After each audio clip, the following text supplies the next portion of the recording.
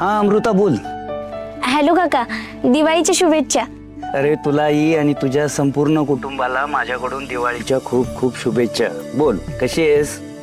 काका, मी फोन याच्यासाठी केला होता की दीदी दिवाळी पाडव्यानिमित्त घरी आली. हा, आणि ती सत्यादाजींनी दिलेली साडी पण नेसणार आहे. तुम्ही जर सत्यादाजींना घेऊन इकडे आलात ना, तर त्यांना तिने ती साडी नेसली ते बघून लय आनंद होईल. आणि मला असं वाटतं की आपल्याला त्यांच्यातला दुरावा पण दूर करता येईल. तुम्ही प्लीज त्यांना घेऊन इकडे येता का? अमृता, अगं प्लीज काय म्हणतेस?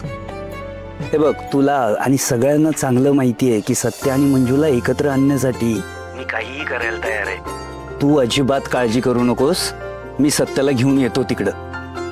थँक्यू. चल ठेवतो आता.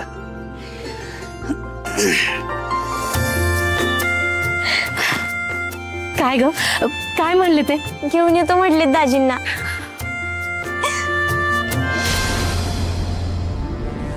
काय झालं एवढं खुश व्हायला? काय नाही, चला.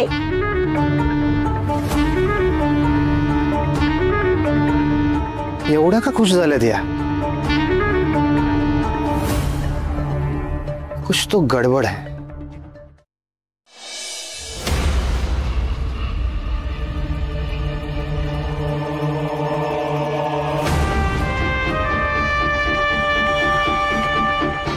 काय काम आहे? ए शेळपट तोंड्या, माझ्या लेकाकडे जायला मला कारण विचारतोयस? अहो मम्मी साहेब, ऑर्डरच आहेत तशा आणि त्या मला पाळाव्याच लागतील. माझ्या घरात येऊन मला चाडकटी करतोयस? तुला ठाव आहे ना, महिला परदेश अध्यक्ष आहे मी.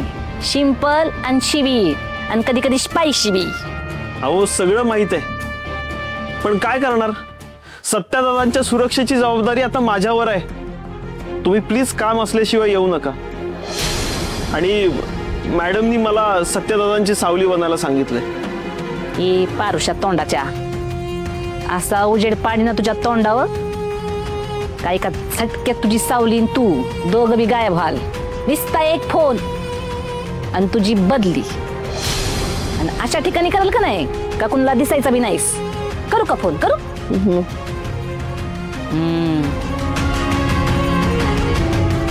बाजूला.